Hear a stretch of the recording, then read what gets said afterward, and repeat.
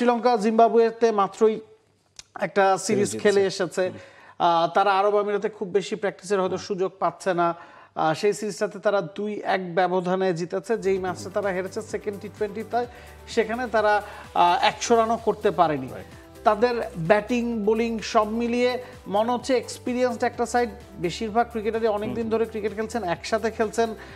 কি মনে হচ্ছে এবারে শ্রীলঙ্কা দলটা? শ্রীলঙ্কা টিমটায় বেশ কজন প্লেয়ার কিন্তু ফ্র্যাঞ্চাইজি ক্রিকেটের বড় নাম। ফর্মেটে যেহেতু টি20, আপনি দেখুন আইপিএলে খেলা প্লেয়ারের সংখ্যা অনেক বেশি। পাথম নিসাঙ্কা, কুশল মেন্ডিস, ওয়ানিন্দু হাসারাঙ্গা, মহেশ থিকসানা প্রত্যেকেই আইপিএলে খেলে থাকেন। তো আইপিএলকে যেহেতু আমরা একদম হায়েস্ট বেঞ্চমার্ক হিসেবে বিবেচনা করি এবং বাংলাদেশের এই টিমটাই কোনো প্লেয়ারই আইপিএল খেলেননি, তো সেই জায়গাটায় শ্রীলঙ্কার সম্ভাবনা অবশ্যই আছে। তারা এশিয়া কাপ চ্যাম্পিয়নও হয়েছে। তো এবং সম্প্রতি বাংলাদেশের কাছে তারা সিরিজ হেরেছে ঘরের মাঠে। আমার মনে হয় না সেটা খুব একটা বিগ ডিল বলে বা সেটা আমাদের খুব প্রাইডের জায়গা বলে। এশিয়া কাপ হচ্ছে সেটা চ্যাম্পিয়ন শ্রীলঙ্কা 2022 আরব আমিরাতে পাকিস্তানকে হারিয়ে তারা জিতেছিল। ওয়ালটন এখন দেশের সীমানা পেরিয়ে পৌঁছে গিয়েছে 50টিরও বেশি দেশে। ওয়ালটন, ঘরে ঘরে বিশ্বজুড়ে। ডেফিনেটলি। তো সেই জায়গাটায় আরব আমিরাতের মাটিতে যেই সময়ে শ্রীলঙ্কা জিতেছে তখন তাদের দেশে অর্থনৈতিক মন্দা চলছে, একদম আনসার্টেন একটা ফিউচার প্রত্যেকটা প্লেয়ারের। তার সেই সংখ্যা মাথায় নিয়ে তারা যদি চ্যাম্পিয়ন হতে পারে, এখন যখন স্টেবল ইকোনমিক কন্ডিশন এবং এই টিমটা যেটা খানিক আগে আপনি বললেন যে বহু বছর ধরে এরা একসাথে খেলে আসছেন এবং এই ইয়াঙ্গার সাইড কিন্তু খুব একটা না। হয়তোবা ম্যাচ সংখ্যায় আপনি বলছিলেন যে বাংলাদেশের ম্যাচ সংখ্যা বেশি, কিন্তু অন্যান্য ফরম্যাটে কিন্তু প্রত্যেককেই কিন্তু আসলে দর্শক চিনে থাকেন। যতটুকু মনে পড়ছে সেই ফাইনালটা পাকিস্তানের বিপক্ষে একাই জিতেছিলেন ভানুকা রাজাপাকসে, তিনি আবার এই স্কোয়াডে নাই। ব্যাটসম্যানদের দিকে যদি আমরা তাকাই, কুশল মেন্ডিস, পাথম নিসাঙ্কা অনেকদিন ধরে একসাথে খেলছেন, হাই স্ট্রাইক রেটে ব্যাটিং করতে পারেন। কুশাল পেরেরা আছেন, কামিল মিশারা যিনি হয়তো খুব বেশি এক্সপিরিয়েন্স না, গেল ম্যাচটাতে জিম্বাবুয়ের বিপক্ষে থার্ড টি20তে ম্যাচ সেরা হয়েছেন, প্রায় 200-র উপর স্ট্রাইক রেটে ব্যাটিং করেছেন। নুয়ানিদু ফার্নান্দো প্রথম দুটো ম্যাচ খেলেছেন, কামিল মিশারা তৃতীয় ম্যাচটা খেলেছেন। চারিত আসালাঙ্কা ক্যাপ্টেন, কামিন্দু মেন্ডিস, দাসুম সানাকা। এখানে কামিন্দু মেন্দিস অলরাউন্ডার, দাসুম সানাকা অলরাউন্ডার। অলরাউন্ডারদের একটা আধিক্য কিন্তু এই দলটাতে সবসময়ই আসলে থাকে এবং টপ অর্ডারে কুশল মেন্ডিস এবং পাথম নিসাঙ্কা খুব বেশি ক্রুশাল এই দলটার সাফল্যের জন্য। অ্যাবসলিউটলি। কুশল মেন্ডিস এই সিরিজটাতেও ভালো খেলেছেন এবং পাথম নিসাঙ্কার কথা বলতে হয়, মানে যে ফিয়ারলেস ব্যাটিংটা টি20 ক্রিকেট ডিমান্ড করে, সেই জায়গায় শ্রীলঙ্কা টিমে খুব বেশি ব্যাটার সেইভাবে করে এক্সপ্লোসিভ ব্যাটার নয় যে 150+ স্ট্রাইক রেট খেলতে গেলে। আপনি কামিন্দু মেন্দিস বা কুশল মেন্ডিস বা পাথম নিসাঙ্কা তাদের সাইজ দেখলে মনে করবেন না যে তারা দেশ মানে ভয় পাবেন না।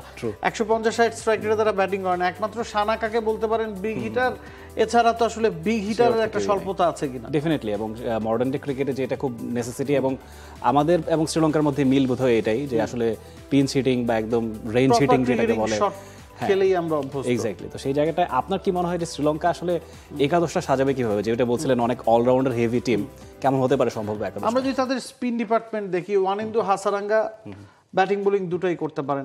পেসের দিকে যদি আপনি তাকান, চামিকা কাউনারাত্নাকেও তারা 8 নম্বরে ট্রাই করে থাকে ব্যাটিং ডেপথটাকে বাড়ানোর জন্য। তাদের স্পিন ডিপার্টমেন্টে হাসারাঙ্গা, থিকসানা এবং ওয়ালা লেগে আছে, এখানেও তাদের ভ্যারিয়েশন আছে, একজন লেগ স্পিনার, একজন মিস্ট্রি স্পিনার, একজন লেফট আর্ম স্পিনার। পেস ডিপার্টমেন্টে তাদের শক্তির জায়গা আমার কাছে পার্সোনালি মনে হয় মাথিসা পাথিরানা, নুয়ান থুসারা দুজনেই একটু আনঅর্থোডক্স বোলিং করে থাকেন। দুশমান চামিরাজ জিম্বাবুয়ের এগেনস্টে 3টা ম্যাচে আউটস্ট্যান্ডিং বোলিং করেছেন। বিনুরা ফার্নান্দোর অপশন তাদের কাছে আছে। তো তাদের পেস এবং স্পিন ডিপার্টমেন্টের দিকে যদি আপনি তাকান, যথেষ্ট ভ্যারিয়েশন ওই জায়গাটাতে আছে যে টি20 ক্রিকেটে আনঅর্থোডক্স বোলাররা কিন্তু ভালো করেন। সেই জায়গাটাতে তারা হয়তো অন্যান্য যে কোনো দলের চেয়ে আসলে এগিয়ে আছে। অ্যাবসলিউটলি।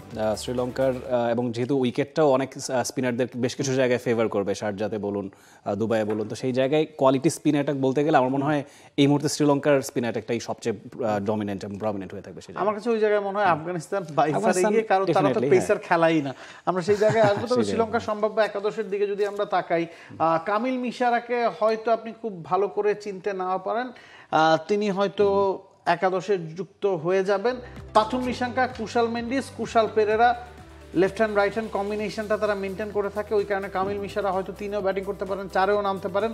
চারিত আসালাঙ্কা 5-এ, কামিন্দু মেন্দিস 6, দাসুন সানাকা 7-এ, ওয়ানিন্দু হাসারাঙ্গা পর্যন্ত তাদের ব্যাটসম্যান আছে, মানে 8 জন ব্যাটসম্যান আছে, যাদের মধ্যে 7 জন প্রপার ব্যাটসম্যান, একজন অলরাউন্ডার। কাউনারাত্নাকে আমি বাইরে রেখেছি। মহেশ থিকসানা, দুশমান চামিরা, মাথিসা পাথিরানা। তার মানে তাদের একাদশের বাইরের ক্রিকেটারদের দিকেও যদি আপনি তাকান, ওয়াল্লা লেগেকে একাদশে রাখা যাচ্ছে না, নুয়ান থুসারাকে একাদশে রাখা যাচ্ছে না, বিনুরা ফার্নান্দোকে একাদশে রাখা যাচ্ছে না।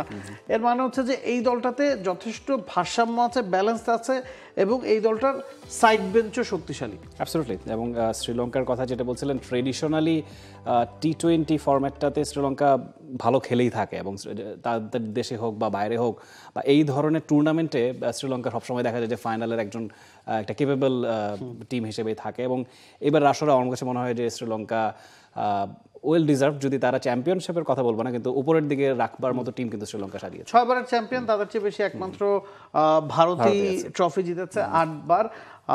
অন্যদিকে গেলবারের চ্যাম্পিয়নও তারা, যখন তাদেরকে কেউ গোনাই ধরেনি তখনও তারা চ্যাম্পিয়ন হয়েছে। ওয়ান ডে ফরম্যাটের লাস্ট এশিয়া কাপেও তারা ফাইনাল খেলছে, যদিও ফাইনালে ভারতের বিপক্ষে একেবারেই ভরডুবি হয়েছিল, 55 বা মানে 50-এর ঘরে তারা অল আউট হয়ে গেছিল। তো সেখান থেকেও তারা ঘুরে দাঁড়াতে যাবে, এবং এই টি-20 দলটাতে যথেষ্ট ভারসাম্য আছে। বিগ হিটারের একটা কমতি আমার কাছে মনে হয় যে টপ অর্ডার বা মিডল অর্ডারে আছে, এছাড়া এই দলটা যথেষ্ট ভারসাম্যপূর্ণ। For more updates, subscribe to our YouTube channel and click on the bell icon. Follow us on Facebook and Instagram. Download T-Sports app to enjoy exciting games and highlights. Visit tsports.com.